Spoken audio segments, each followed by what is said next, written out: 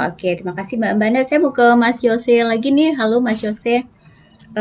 Tadi sempat kita berbincang mengenai yang tentang hak waris gitu ya. Kalau tadi bisa tradable, tapi juga ori ini bisa diwariskan juga. Dan tadi Mbak Amanda juga sebutkan bahwa proses dari pewarisan ini tergantung dengan bank atau juga perusahaan masing-masing. Kalau dari Bank Permata sendiri seperti apa, Mas? Oke. Sistemnya, Ya, prosesnya? ya. Ya, jadi di Bank Permata sendiri juga kita punya prosedur, sudah ada mekanisme terkait dengan pewarisan ya. Dan Ya. pewarisan ini sendiri itu nggak berlaku hanya untuk ori, tapi seluruh produk investasi yang available di Bank Permata. Mhm. Bapak Ibu yang shareholder semua mungkin sudah beli melalui Bank Permata. Nah, Mhm. untuk terkait dengan obligasi kepemilikan terkait dengan ahli waris itu bisa dilakukan selama dokumentasinya sudah lengkap. Nah, biasanya Mhm. dokumentasi yang kami butuhkan itu pastinya sesuai dengan keterangan ahli waris yang pertama, ya kan. Lalu ada surat keterangan meninggal atas Mhm. nasabah yang memiliki sebelumnya, lalu Ya. dengan informasi dengan notaris dan segala macamnya, dokumennya itu harus dipenuhi. Nah, Mhm. pastinya untuk yang ahli waris tadi, tentunya sebelum kita bisa melakukan yang namanya transfer produk ORI 18-nya tadi ke pada ahli waris, berarti si ahli warisnya sendiri harus punya SID dan terdaftar sebagai nasabah Bank Permata. Mhm. Nah, sehingga nanti kita akan transfer aset, kita namanya itu adalah transfer aset dalam konteksnya itu ahli waris. Nah, kita Mhm. transfer nanti kepemilikan ORI 18-nya dari yang nasabah yang meninggal ke nasabah yang ahli waris tadi. Dan itu bisa secara maksudnya jadi diubah namanya menjadi nama yang si ahli waris Betul gitu ya. Walaupun sekali. mungkin si ahli waris ini ingin meneruskan Ya, bisa. usaha, Betul. meneruskan Ori 018 ini gitu ya. Betul, karena Mhm. opsinya itu tergantung balik lagi ke ahli waris, tapi kita buka itu beberapa opsi. Yang ada dua opsi. Yang pertama, tinggal ditransfer aset saja ke ahli waris dan teruskanlah investasinya sampai misalkan sampai jatuh tempo. Atau misalkan, oh saya sepertinya mau jual ORI 18-nya karena udah lewat minimum holding period dan kondisinya lagi bagus juga harganya, ya sudah, jadi bisa dilakukan penjualan oleh si ahli waris. Nah, Oke. untuk bisa melakukan penjualan oleh si ahli waris atau melakukan transfer aset dari nasabah meninggal ke nasabah ahli waris, itu dokumentasinya sebenarnya pada dasarnya sama. Tinggal yang satu Mhm. bedanya ada transaksi atau tidak. Kalau misalkan ada transaksi, berarti ada tambahan formulir transaksi. Itu aja, Oke. Mbak. Ya, Mas Yose sebagai Head Investment Product nih pasti udah ahli banget nih mengenai produk-produk dari investasi ya, Mas Ya. ya.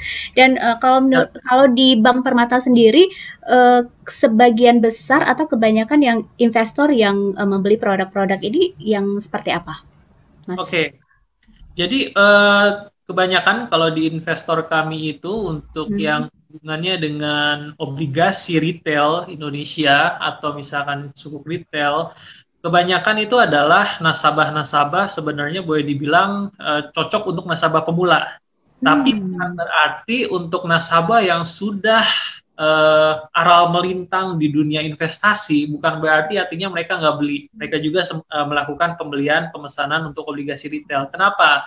Seperti yang tadi sudah diinformasikan oleh Mbak Abanan juga, bahwa kalau misalkan yang namanya investasi, kita kan nggak boleh kita langsung taruh satu basket semua telurnya di dalam basket yang sama. Ya, sudah saya sangatlah bijaksana, sangatlah penting pada saat kita melakukan investasi, kita bentuknya itu adalah bentuk portofolio. Nggak cuma ngomong, oh saya investasi di reksadana, tapi saya juga Hmm. investasi di obligasi retail Indonesia. Nah, Hmm. kenapa? Karena itu untuk mengoptimalkan return, lalu bisa mengantisipasi resikonya juga, manajemen resikonya.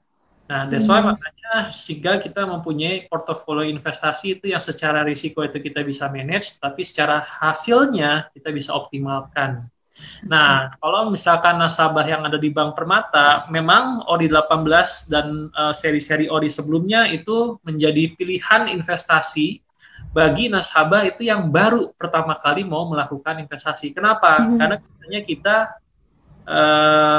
bandingkannya itu dengan deposito, sehingga artinya Karena antara deposito sama obligasi itu kan mirip-mirip. Nah, tinggal nanti kita informasikan kepada nasabah supaya mereka bisa beralih ke obligasi atau sebagian dari depositonya diarahkan ke obligasi. Ya, kita punya beberapa cara untuk bisa menginformasikan kepada nasabah. Tentunya itu adalah salah satunya terkait dengan instrumen yang aman dan dijamin oleh pemerintah, yang dijamin oleh tadi undang-undang yang disebut sama Mbak Amanda.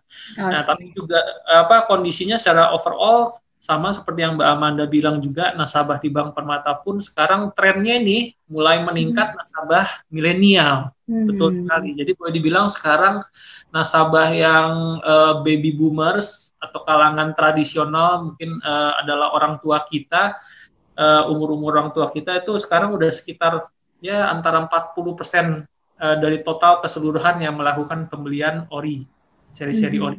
Sekarang kebanyakan nasabahnya itu adalah nasabah baru yang kalangan milenial, 60%-nya. Nah, cuman biasanya dari nominal berbanding terbalik nih. Kalau untuk yang baby boomers tadi mungkin sekali beli jebret langsung gede angkanya, ya kan? Nah, sementara kalau untuk nasabah milenial agak kecil-kecil tiket size-nya, tapi banyak yang beli. Seperti begitu ya. Jadi menarik ya. Kayaknya saya juga mau beli juga nih. Oh, harus Mbak, harus. Jadi di situ informasikan ke Syedara Mbak Tia juga harus beli berarti. Iya, insya Allah ya, mudah-mudahan Mas. Kalau bisa nggak kalau misalnya kita udah Orino 18 terus tiba-tiba di tengah jalan kita mau ganti ke SBR, itu nggak boleh ya? Bisa nggak kayak gitu? Atau misalnya kita mau ke deposito gitu atau mau ke reksadana? Ya. Oke. Banget, Mbak. Mungkin Mbak Amanda, silakan. Jadi karena ORI 18 ini kan sifatnya tradable atau dapat di pasar sekunder. Misalnya nih di tengah-tengah ada SBR atau ada ORI 19 gitu ya yang datanya lebih menarik gitu. Nah, kita juga Syedara Loan yang udah punya ORI 18 ini menjual ORI-nya tersebut di pasar sekunder, nanti hasil uangnya diinvestasikan di ORI yang lain, atau 19 misalnya. Instrumen investasi yang lain itu bisa banget, Mbak. Oke, jadi Mbak yang untuk produk investasi yang tradable itu cuma ORI ya? Kalau untuk SBN itu ada ORI dan kalau untuk syariah itu namanya sukuk retail. Jadi itu dua yang sama-sama tradable. Yang bisa. Kalau yang sukuk tabungan? Kalau sukuk tabungan itu pada tidak sama saving bonds retail atau SBR. Jadi itu nggak bisa diperdagangkan. Tidak bisa diperdagangkan. Tapi ada mekanisme namanya early redemption, di mana investor itu bisa mencairkan setengah dananya yang di SBR atau di sukuk tabungan itu di masa tertentu yang dibuka oleh pemerintah gitu. Itu bisa lebih cepat gitu ya jadinya ya? Bisa lebih cepat. Opsinya kalau kita butuh waktu kayak ORI. Gitu. Oke. Mbak, kalau untuk jangka waktunya yang paling panjang ini adalah ORI ya Mbak ya, 3 tahun ya? Ya betul, 3 tahun. Kalau SBR atau sukuk tabungan itu 2 tahun. Kalau ORI sama sukuk retail itu 3 tahun. Oke. Baik Mbak Amanda dan juga Mas Yose, kita memasuki segmen terakhir di program talkshow bersama Kemenku RI kali ini, dan temanya memang sangat menarik. Memang kalau ngomong investasi gitu ya tidak ada habis-habisnya, dan kita dan ini merupakan awal mungkin bagi orang-orang yang baru tahu, wah ternyata investasinya bisa lebih menarik seperti itu dan uang kita aman, kita juga dapat keuntungan juga, bisa dibilang seperti itu ya.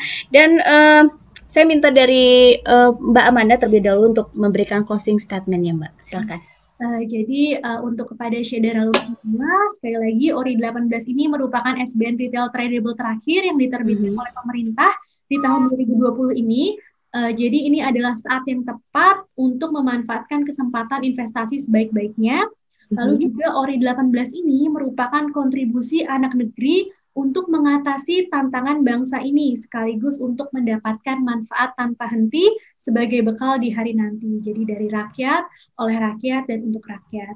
Dan untuk Syedara Loan yang pengen tahu lebih lanjut nih, tadi misalnya nggak terlalu jelas, bisa di media sosial @djppr-kemenkeu, itu ada di Instagram, di Twitter, di Facebook. Bisa juga baca-baca di landing page-nya Kemenkeu, yaitu www.kemenkeu.go.id/ORI, atau juga kalau misalnya mau ada pertanyaan langsung aja di email di surat.utangnegara@kemenkeu.go.id.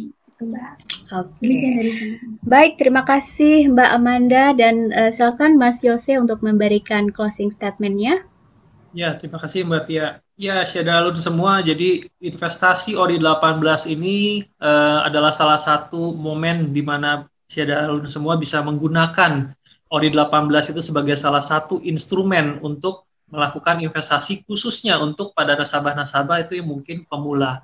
Dan kapan lagi kita bisa investasi ya di satu instrumen yang bermanfaat tidak hanya untuk kita sendiri tapi juga untuk orang lain dan bahkan untuk kemajuan negara ini.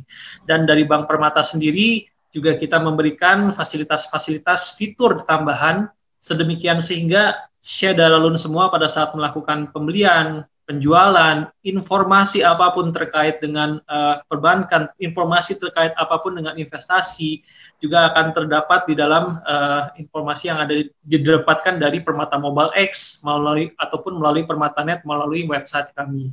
Ya, jadi segeralah investasi, jangan ditunda, manfaatan nanti bekal hari nanti. Oke, luar biasa. Investasi negeriku. Baik, terima kasih banyak Mbak Amanda, terima kasih banyak Mas Yose atas waktunya sudah bergabung dengan 90,2 Serambi FM dan memberikan informasi yang luar biasa. Dan selamat beraktivitas kembali. Assalamualaikum. Ya, Syederalun, demikianlah bincang-bincang kita bersama DJPPR Kementerian Keuangan Republik Indonesia. Dengan narasumber kita ada Mbak Amanda Husna Karimah, penyaji bahan peraturan surat utang negara senior Kemenku RI, dan juga Mas Yose Stefanus, Head Investment Product PT Bank Permata Tbk. Terima kasih banyak atas atensinya. Syederalun, kita kembali lagi ke program Serambi Petang. Assalamualaikum warahmatullahi wabarakatuh. So, stay tune terus di 90,2 Serambi FM Laguna Beritana.